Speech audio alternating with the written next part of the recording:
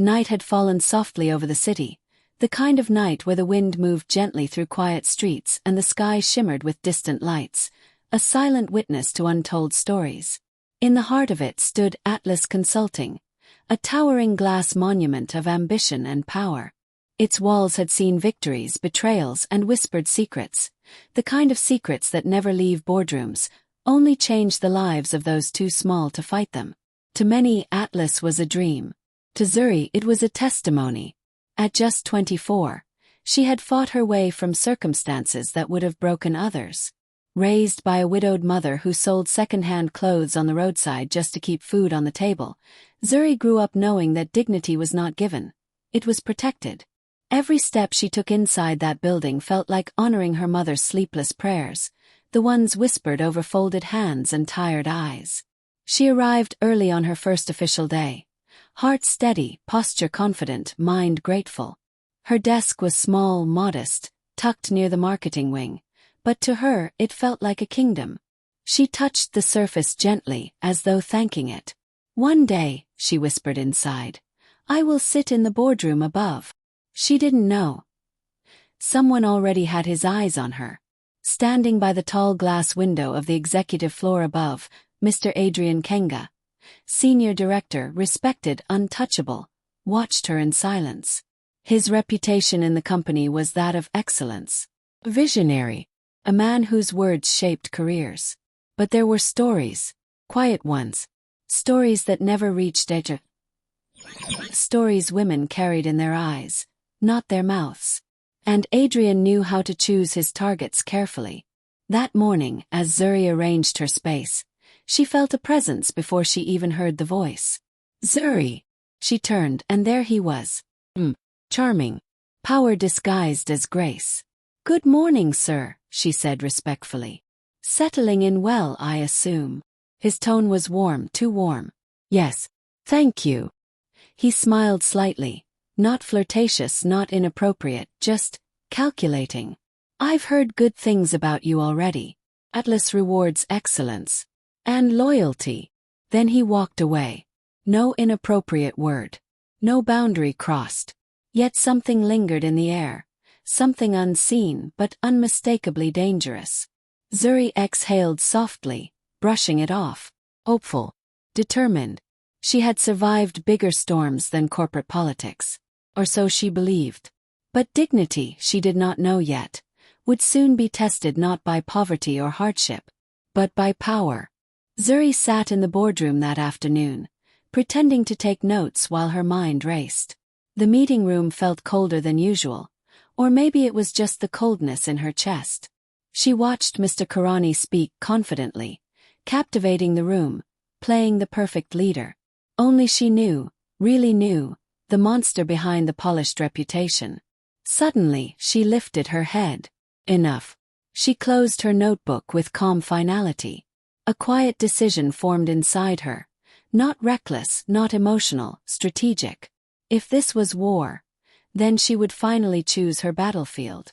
That evening, long after everyone had left, Zuri stayed behind, but not to cry this time. She opened her laptop and began writing.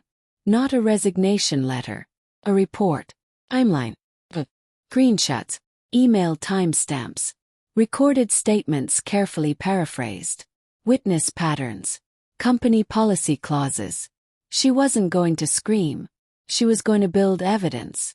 And for the first time in weeks, her heartbeat felt steady. For the next few days nothing changed on the surface. Zuri still arrived before everyone. Still greeted the receptionist warmly. Still sat in meetings with her eyes lowered, taking precise notes. But beneath that calm, she was studying everything. Patterns. Who flinched when Karani spoke? Who avoided eye contact with him? Who got promoted suddenly? And who suddenly went quiet? She noticed something she had missed before. Women were leaving. Not loudly. Not scandalously. Just resigning. One by one. Emails at 3:14 a.m. Exit interviews marked personal reasons. Pattern. Shadow trail. Meanwhile, Karani was getting bolder. A hand lingering on her chair. Call me tonight, we need to talk one-on-one, privately. A late-night WhatsApp.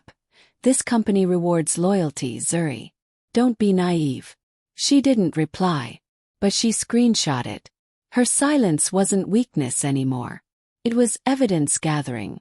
That night, she sat at her tiny apartment desk, Nairobi night traffic echoing in the distance.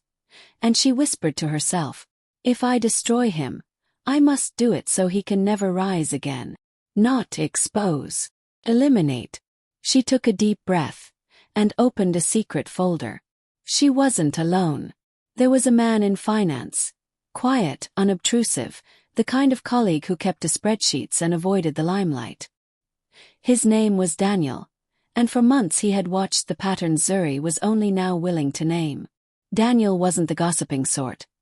He had kept his head down, balanced budgets, and built a file system so tidy it could have been used as evidence in a court of law. He had also kept his eyes open. One rainy Thursday, as the office hummed with end-of-quarter tension, Daniel paused by Zuri's desk with 2 coffees and an apologetic smile. You look like you could use this, he said, setting one of the cups down gently beside her keyboard. Zuri looked up surprised. Thanks. Just tired. You're not fine, Daniel said quietly but not unkindly. I've seen the way things happen here. If you ever need a hand, I have a folder. For my own sanity at first, but it has patterns. You're not the first, and you probably won't be the last. She stared at him. Trust was not given. It was rationed now. Yet something about the methodical way he held the cup, the steady tone of his voice, made her feel as if a small hinge in the world had clicked open. Why help me? She asked before she could stop herself. Daniel's eyes were steady. Because this house eats good people. And because my sister left Atlas last year and told me to watch my back. I promised her I would. So the alliance began, not with bluster or vows, but with spreadsheets and small, careful moves. Daniel taught Zuri how to pull server logs, how to timestamp messages so they could not be denied, how to copy metadata without triggering deletion flags. Zuri taught Daniel how to be brave, how to move from passive observation to active protection. They worked late, quietly. Where Karani's voice once filled the hallways with a low, confident menace, now the servers hummed and the printers clicked and 2 people compiled a map of truth. Their slow-burning strategy had rules. No rash accusations. No public displays. No needless risk. Only facts. Paper trails. Immutable logs. And for a time that was enough. Karani kept pushing. His messages intensified with a predator's patience. Private invitations, veiled promises about fast-tracking her career, the casual touch that lingered just long enough to make the room tilt. The office began to smell of unease. Women moved meetings online. Lunch conversations grew shorter. Rumors curled like smoke through cubicles. Not about projects, but about who had said what in an office bathroom, who had been late to a client meeting after a private talk, who had suddenly been withdrawn from the roster. Zuri's quiet plan moved forward like a well-timed clock. She documented each late-night text, each excuse for a one-on-one, each sudden reassignment that seemed to come with the direction of Karani's influence. Daniel mirrored her moves with quiet efficiency. Backups of project files, copies of the messages that went missing, logs showing who accessed which folders and when. But a slow burn is vulnerable to impatience. The longer they waited, the more intense the pressure. Trust frayed at the edges. Keith, in another life, might have been tempted to shout at the injustice. Zuri was wise enough to know that shouting before the facts were unassailable would only hand Karani the narrative he loved, the scandal of ambitious troublemaker, rather than the truth of abused power. One evening, after a week of particularly chilling texts, "I expect you at my table tonight." Zuri's phone rang. She looked at the screen, then at Daniel, then back again. The call was from an unknown number. "Hello," she answered. "Zuri, it's me," a voice whispered. It was soft, shaken. "You don't know me, but I worked in Adrian's team 2 years ago. He ruined a lot of people. He has a pattern. Please be careful." "You can stay anonymous," Daniel said quickly into the line. His fingers already at the keyboard. "We're compiling everything. If you can send anything, screenshots, names, dates, please do. There was a pause. He keeps copies offline, the caller said. But he slips. He always slips. Then the line clicked dead. They had a new piece. Someone else had begun to notice. The net around Karani tightened by inches. As months slid by, the pair polished their case. They found inconsistencies in the way project approvals were given. They matched the timing of Karani's private mentorships with server access logs that showed file overwrites. They found resignation emails that bore the same pattern, a sudden drop in responsibilities after an invitation, followed by silence. Still, Karani remained untouched publicly. He smiled at board meetings. His tie was always perfect. He could command a room with a phrase and leave it buzzing like an insect hive.